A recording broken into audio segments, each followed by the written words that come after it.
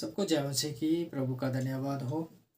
आज मैं आपके सामने फिर आया हूँ और कुछ बातें मैं आपके सामने रखूँगा जो हमें परमेश्वर से दूर ले जाती हैं, और कुछ बातें हम ऐसी देखेंगे जो हमें परमेश्वर के साथ मिलाकर रखती हैं और हमें अवगत करती हैं कि हमें परमेश्वर के साथ कैसे बने रहना है और कौन सी बातें हमें परमेश्वर से दूर रखती हैं। उन बातों के बारे में आज हम देखेंगे। ऐसे रिश्ते या ऐसी घटनाएं या ऐसा चीज़ें जो हैं कुछ जो हमें परमेश्वर से दूर ले जाती हैं। जब हम दूसरा कुरिन्थियों 6:16 पढ़ते हैं तो वहाँ कुछ बातें ऐसी बताई गई हैं कि जो हमें परमेश्वर से दूर रखती हैं, दूर ले जाती हैं। जब हम उन बातों के साथ समझौता करते हैं तो हमें दूर ले जाती हैं, और वो बातें जो हैं हमारे कहीं ना कहीं जीवन में पूरी भी होती हैं, क्योंकि शैतान का एक षड्यंत्र है उन बातों को पूरा करने के लिए, और हम उन बातों में फंस जाते हैं और जो सच्चाई है उस सच्चाई को हम भूल जाते हैं। मैं प्रभु का धन्यवाद करता हूँ इस जो आपको और मुझे परमेश्वर से दूर ले जाती हैं। इसमें हम पहला वाक्य देखेंगे, पहली बात देखेंगे, वो ये है कि विश्वासी स्वयं परमेश्वर का मंदिर है। परमेश्वर इंसान के बनाए हुए भवन में नहीं रहता, बल्कि खुद के बनाए हुए भवन में रहना पसंद करता है। इस संसार में हम जो हैं हम परमेश्वर के मंदिर हैं। जब आप पहला कुरिन्थियों 3:16 पढ़ेंगे और यूहन्ना 14:23 पढ़ेंगे तो आपको यहाँ पे देखने को मिलेगा कि हम परमेश्वर के मंदिर हैं, और परमेश्वर चाहता है कि वो हमारे बीच में वास करे और चले फिरे और हमसे वार्तालाप करता रहे। तुम्हारा जीवन पवित्र होना चाहिए, क्योंकि परमेश्वर उस पवित्र जीवन में अपने आप को रखना चाहता है, ताकि हम परमेश्वर के उन आशीषों में बने रहें, परमेश्वर के साथ हम उन आशीषों में चलते रहें।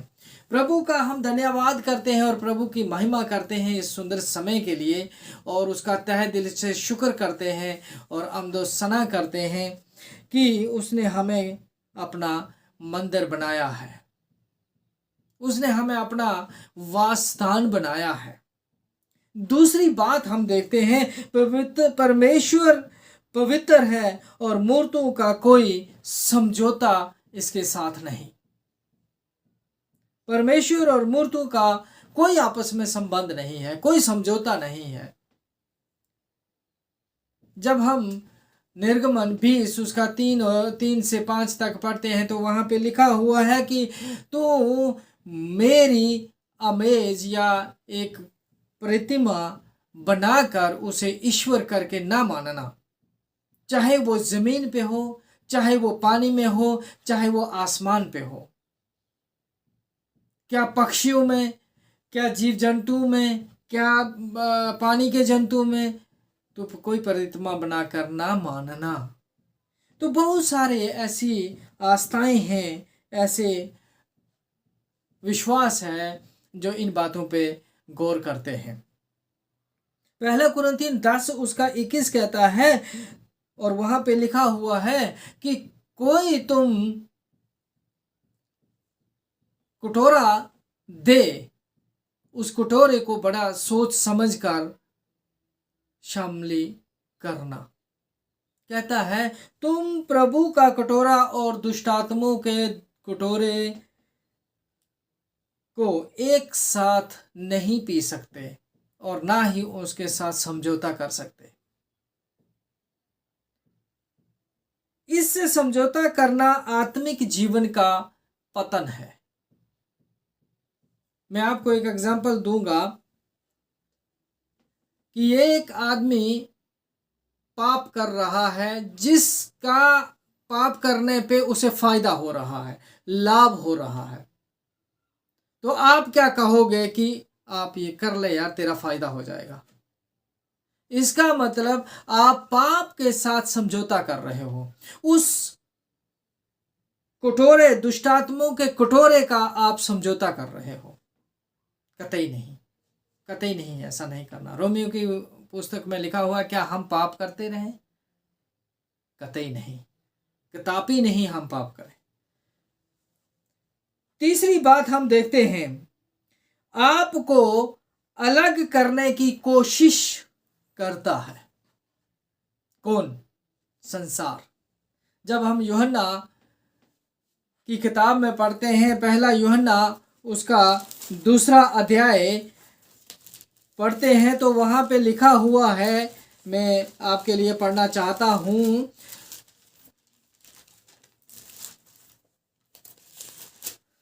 प्रभु का धन्यवाद हो, प्रभु की महिमा हो, परमेश्वर आपको आशीष दे। पहला यूहन्ना 2 अध्याय और उसका 15, 16, 17 वचन जो कहता है, संसार की चीजों के साथ, संसार की बातों के साथ और संसार के पिता के साथ अगर प्रेम रखोगे तो आपकी आंखों की अभिलाषा तो पूरी हो जाएगी, आपकी शरीर की अभिलाषा तो पूरी हो जाएगी, लेकिन परमेश्वर से हमेशा हमेशा के लिए जुदा हो जाओगे, क्योंकि आपने शैतान के, जो इस संसार का पिता है, इस संसार की आंखों को बंद कर दिया है, उसके साथ समझौता कर रहे हो। ऐसा करने का लिखा है 2 कुरिन्थियों 6 उसका 17 कहता है, उनसे अलग हो जाओ जो आपको सच्चाई से दूर करते हैं। हमें दूर रहने की जरूरत है ऐसी जगहों से। कुछ हमारी बॉडी लैंग्वेज भी ऐसी होती हैं जो हमें परमेश्वर के सामने थोड़ा शर्मिंदा कर देती हैं। मैं आपको एक एग्जांपल देना चाहता हूँ।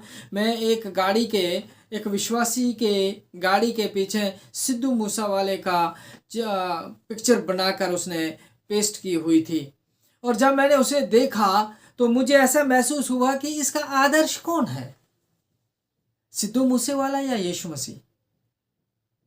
तो यहाँ पे हमें समझने में थोड़ा सा जोर देने की जरूरत है कि हमारा आदर्श कौन है, हमारा आइडल कौन है, वेदर जीसस और Sidhu Moosewala. We have to think about that.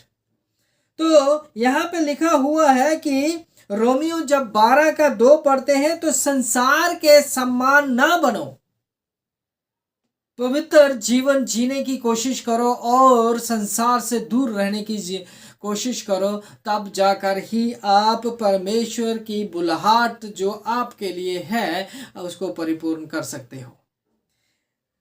चौथी बात जो हम देखते हैं वो है, मैं वाचा का परमेश्वर हूं। जब हम लेवाव्यवस्था 26 उसका 12 पढ़ते हैं तो कहता है, मैं तुम्हारे संग रहना चाहता हूं, तुम्हारे बीच में वास करना चाहता हूं। और 26 का 9 का जब हम आखिर सेंटेंस, आखिर वाक्य पढ़ते हैं तो वहां पे लिखा है, मैं तुम्हारे संग रहने की वाचा बांधता हूं। तो हमारा परमेश्वर जो है वो वाचा बांधता है, हमारे साथ रहना चाहता है, हमारे संग संग रहना चाहता है। प्रकाशित वाक्य 21 उसका 3 जब हम पढ़ते हैं तो वहां पे लिखा है, परमेश्वर मनुष्यों के जैसा नहीं है, परमेश्वर मनुष्यों के साथ नहीं रहता, लेकिन परमेश्वर अपने लोगों के साथ रहता। परमेश्वर हमारा जो है वो अपने लोगों के साथ रहता है और उन्हें आशीषों से माला माल करना चाहता है, उन्हें भरपूर आशीषें देना चाहता है। जब परमेश्वर हमारे साथ रहेगा, जब परमेश्वर हमारे अंग संग रहेगा, तो क्या हमें किसी बात की कमी होगी? नहीं होगी कमी। लेकिन अगर हम संसार की बातों को सोचते हुए परमेश्वर को समझेंगे कि हमारे साथ है, तो ये कहीं ना कहीं भूल है, कहीं ना कहीं हम परमेश्वर से दूर हैं और संसार के साथ अटैच हैं, और हम शैतान हमारे अंदर उस संसार की कमियों को डालेगा कि यार देख, उसके पास ये है तेरे पास नहीं, उसके पास ये है तेरे पास नहीं है, और परमेश्वर ने तुझे क्या दिया, देख तेरी हालात कैसी है।